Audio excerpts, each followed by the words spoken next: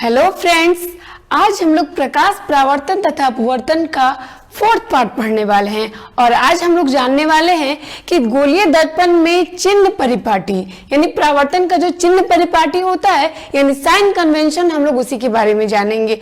तो चलिए हम लोग स्टार्ट करते हैं। तो ये देखिए दर्पण है, जान रहे हैं ये गोलीय दर्पण का एक भाग है जो कि अवतल दर्पण है और जिसका तर उठा हुआ है ये भी गोलीय दर्पण का भाग है, लेकिन ये क्या है, उत्तल दर्पण है। हम लोग दोनों दर्पण में चिन्ह परिपाटी को समझेंगे ताकि अगर दोनों से अगर हमारे पास क्वेश्चंस आते हैं, न्यूमेरिकल आते हैं, तो हम उसको सॉल्व कर पाएंगे। तो ये हम लोग जो साइन कन्वेंशन आज सीख रहे हैं, बस इसी उद्देश्य से सीख रहे हैं ताकि न्यूमेरिकल जितने इस पार्ट से रिलेटेड पूछा जाएगा हम लोग उसको सॉल्व कर पाएंगे। तो चलिए समझते हैं। तो ये देखिए क्या है कि ये है अवतल दर्पण, अवतल, और ये है उत्तल। ठीक है, ये क्या हो गया, उत्तल दर्पण। ये वस्तु है, ये वस्तु की जो प्रतिबिंब बनी है वो है वक्रता केंद्र है। वक्रता केंद्र क्या है कि अगर ये दर्पण गोल होता तो उसका क्या होता है, केंद्र होता, यही वक्रता केंद्र के नाम से जाना जाता है। तो इसमें भी सेम चीज है, ये भी वक्रता केंद्र वही है। इसके बाद ये क्या हो गया कि फोकस परावर्तित होके किरण जिस बिंदु पर यानी मुख्य अक्ष के जिस बिंदु पे कटती है उसको बोलते हैं मुख्य फोकस।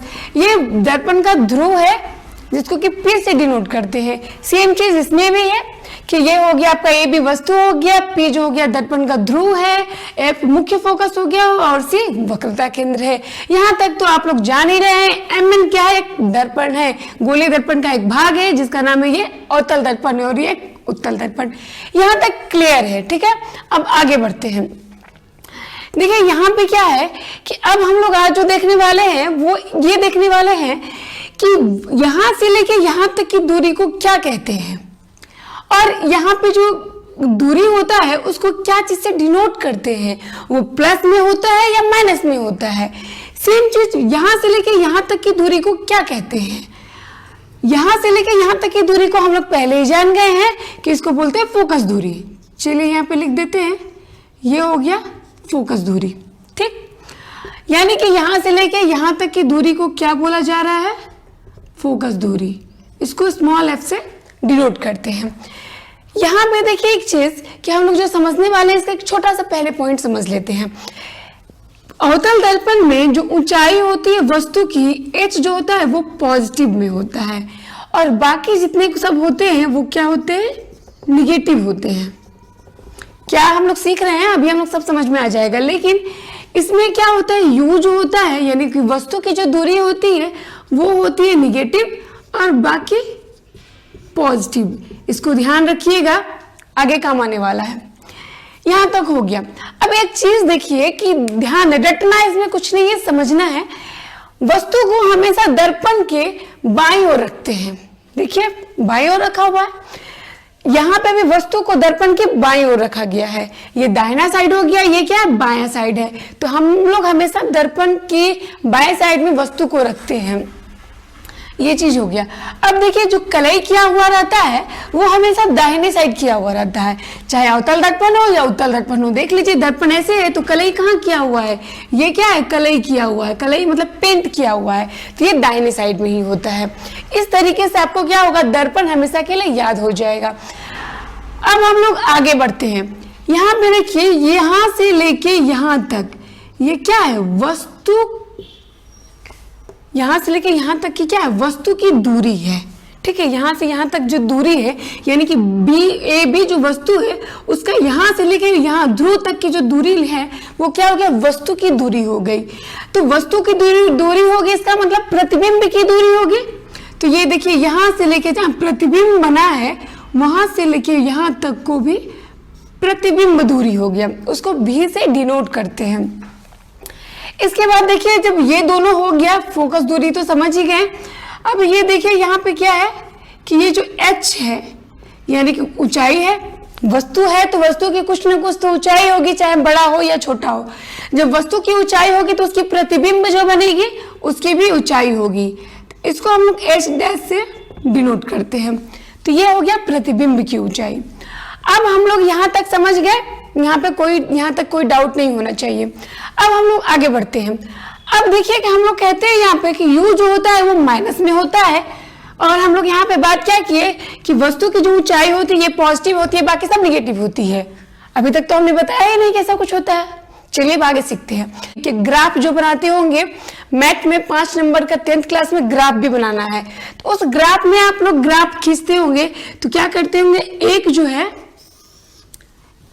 ऐसा फिगर ड्रॉ करते होंगे, यहां पे क्या मानते होंगे 0, यहां से जो यहां इधर जाएगा 1 2 3 4 5 6 7, यानी कि ये क्या हो गया पॉजिटिव। लेकिन 0 के बाद जब नीचे जा रहे हैं, अगर हम 0 से नीचे जाएंगे तो क्या होगा, तो ये होगा -1 -2 -3 -4 -5, ऐसे ही होता है। अब हम लोग जब ऊपर जाते हैं तो क्या होगा, यहाँ पे होगा +1 +2 +3 +4, यानी कि ऊपर की तरफ जब जा रहे हैं तो क्या हो रहा है कि प्लस में, फिर नीचे की तरफ जाएंगे तो -1 -2 -3 -4 -5, ये समझे। यहाँ पे क्या हो गया, ये प्लस है ये माइनस है, ये प्लस है ये माइनस है, इतनी बात समझ में आ गई। यहाँ पे जब 0 से ऊपर जाते हैं तो प्लस में होता है, 0 से दाहिने साइड में जाएंगे तो प्लस में होगा, लेकिन 0 से जो है बाएं साइड में आएंगे तो निगेटिव, और नीचे जाएंगे तो निगेटिव। अब देखिए कि आपका जो दर्पण रखा हुआ है इसको मान लेते हैं, ये अक्ष आपको समझ में आ गया। अब देखिए अब जो है हम लोग मान लेते हैं कि दर्पण को रख दिए हैं हम यहाँ पे, इसको बढ़ा दिया जाए, एग्जैक्टली आपको ऐसा दिख रहा होगा, यानी कि ये वाला जो है आपका ये जो लाइन है वो एग्जैक्टली इस वाले पे है, ठीक है, ये इस वाले पे है, इस वाले पे है, यहाँ पे है। तो देखिए यहाँ पे कि चलिए इसको मिटा ही देते हैं। यहाँ पे देखिए जब यहाँ पे रखा हुआ है तो अब ये आप खुद बताइएगा कि यहाँ पे क्या हो रहा है। अब ये बताइए u जो है, u जो यहाँ पे हम लोग u नापेंगे, ये क्या होगा, माइनस में होगा या प्लस में, तो चलिए लिख देते हैं u क्या हो गया माइनस में, ठीक है, निगेटिव। अब देखिए यहाँ पे क्या हो गया, ऊपर जा रहा है, जो ऊपर जाएगा वस्तु की ऊंचाई हो रहा है ऊपर जा रहा है h, तो वो क्या हो गया पॉजिटिव। अब बताया जाए कि यहाँ पे जो वस्तु की दूरी होगी प्रतिबिंब की दूरी, यहाँ पे जो यहाँ से लेके यहाँ तक प्रतिबिंब की दूरी है, यानी कि ये भी है यहाँ से लेके यहाँ तक की, वो क्या हो रहा है नीचे जा रहा है, तो भी क्या हो गया निगेटिव। समझ रहे हैं। अब बात करेंगे फोकस दूरी की। फोकस दूरी भी क्या है नीचे ही है, तो F बराबर क्या हो गया निगेटिव। अब यहां तक समझ गए। अब देखिए एक चीज कि ये चारों चीज समझ गए। वक्रता केंद्र तो जान ही रहे, C वक्रता केंद्र है, F मुख्य फोकस है, और P जो है क्या है दर्पण का ध्रुव है, यानी कि जो है वो पोल है। अब U जो है क्या है वस्तु की दूरी, वस्तु की दूरी कहेंगे बिंब की दूरी कहेंगे, एक ही चीज है। H जो है वो क्या हो गया वस्तु की ऊंचाई, भी जो हो गया प्रतिबिंब की दूरी,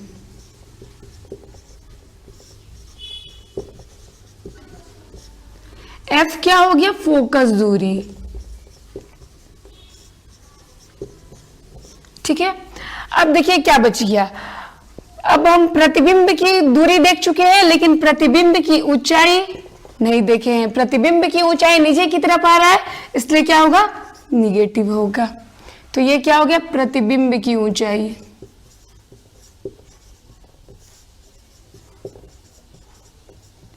ठीक है, ये प्रतिबिंब की ऊंचाई हो गई। अब देखिए क्या है ये कि इससे ये पता चलता है कि यहाँ पे वस्तु की दूरी हो गई, प्रतिबिंब की दूरी और फोकस की दूरी, ये तीनों में क्या है संबंध है। इसी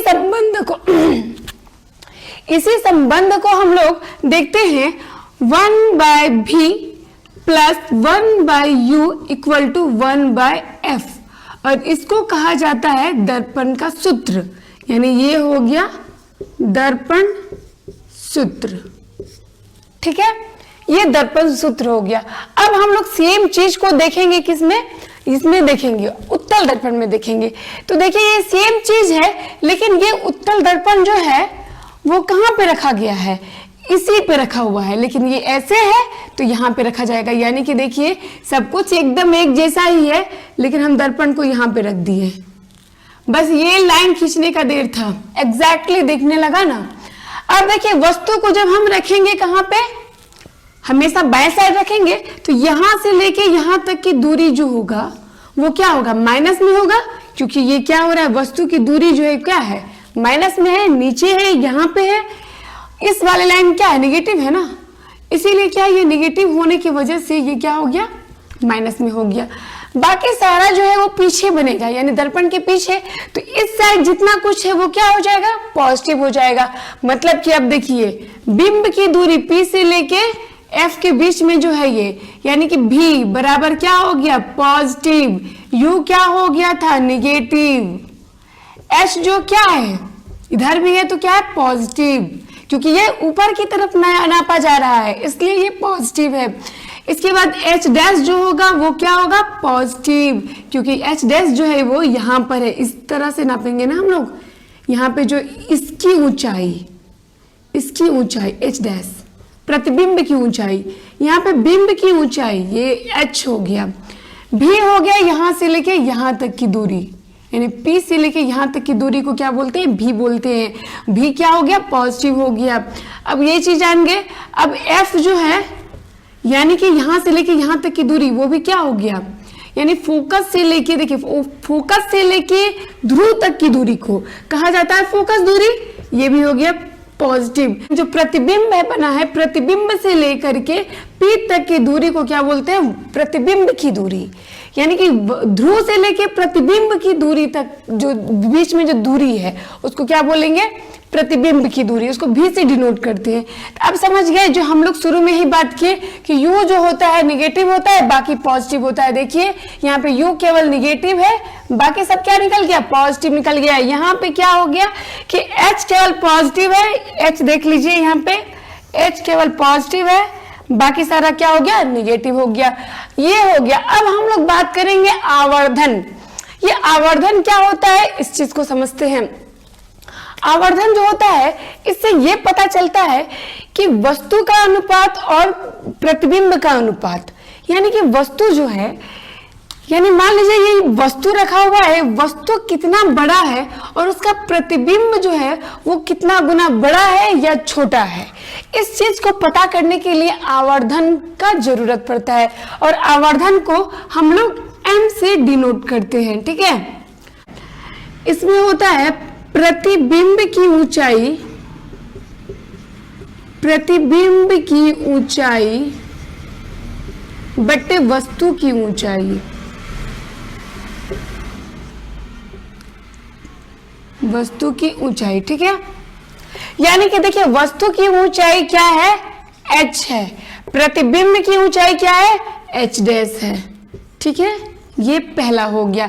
लेकिन जब गोलीय दर्पण में हम लोग किसी का आवर्धन पता करने के लिए देखते हैं, अवतल दर्पण हो या उत्तल दर्पण, तो उसके लिए एक सूत्र है, यानी कि इसमें क्या संबंध दर्शाता है कि वस्तु से लेके, अब आवर्धन को जानने के लिए कि वस्तु से प्रतिबिंब जो है कितना बड़ा या छोटा बना है, उसके लिए तो वस्तु की दूरी प्रतिबिंब की दूरी की भी आवश्यकता होती है। इसलिए क्या होता है कि M बराबर गोलीय दर्पण में हम लोग उसको यूज करेंगे, क्योंकि वस्तु और प्रतिबिंब की दूरी और वस्तु की दूरी भी बहुत ही मायने रखता है। तो इसलिए उसका होता है H dash by H equal to minus V by U, minus V by U। ये क्या हो गया हमारा आवर्धन। अब एक इंपॉर्टेंट बात ये रह गया बताना कि आप सोचिए कि अब ये कैसे पता चलेगा, आपका क्वेश्चन होगा, आप न्यूमेरिकल में देख सकते हैं कि ये भी पता करने के लिए देता है ये तो कितनी दूरी पे है, ये सब कुछ पता करने के साथ साथ ये भी रहता है कि वस्तु का जो प्रतिबिंब बना वो आभासी बना या वास्तविक बना। ये कैसे पता करेंगे, तो देखिए जब M का जो वैल्यू है वो पॉजिटिव में आएगा तो क्या होगा, वस्तु हमेशा, वस्तु क्या होगा, आभासी और सीधा। हम लोग ये भी बात करेंगे कि क्यों ऐसा होता है। और m का वैल्यू जो है वो निगेटिव में आ गया, ठीक है, तो क्या होता है हमेशा कि वस्तु जो होती है वो वास्तविक प्रतिबिंब बनेगा और जो होता है उल्टा। अब ये ऐसा क्यों बोला जा रहा है ये समझ लीजिए। अब देखिए कि पॉजिटिव किस में आ रहा है, उत्तल दर्पण में आ रहा है। प्रतिबिंब हमेशा सीधा किस में बनेगा, उत्तल दर्पण में बनेगा। तो जैसे पॉजिटिव आया तो क्या हो गया, समझ लेंगे उत्तल दर्पण है। अगर दर्पण नहीं भी दिया हुआ है तो आप पता कर सकते हैं पॉजिटिव आ रहा है m, यानी कि आवर्धन जो है वो पॉजिटिव आ रहा है तो क्या है, उत्तल दर्पण है। निगेटिव आ रहा है, आवर्धन का वैल्यू जो है निगेटिव आ रहा है तो क्या हो गया, अवतल दर्पण। देखिए यहाँ पे प्रतिबिंब की ऊंचाई क्या है, निगेटिव में है। हम लोग इस चीज के बारे में बात कर चुके हैं। तो ये देखिए आप ये चीज समझ गए कि जब हमेशा प्रतिबिंब जो है यानी कि आवर्धन का जो वैल्यू आएगा वो पॉजिटिव में आता है तो वस्तु का प्रतिबिंब जो बना वो किसमें, उत्तल दर्पण में बना। कितना बड़ा बना या छोटा बना आपको इससे तो पता चल जाएगा, लेकिन निगेटिव और पॉजिटिव को बहुत ही ध्यान से देखना है, क्योंकि अगर निगेटिव की जगह पे आप पॉजिटिव कर दिए तो उत्तल दर्पण से अवतल दर्पण, अवतल दर्पण से उत्तल दर्पण हो सकता है। तो हम लोग इस चीज को समझ गए। आज हम लोग चिन्ह परिपाटी यानी कि साइन कन्वेंशन को समझ लिए। Thank you so much.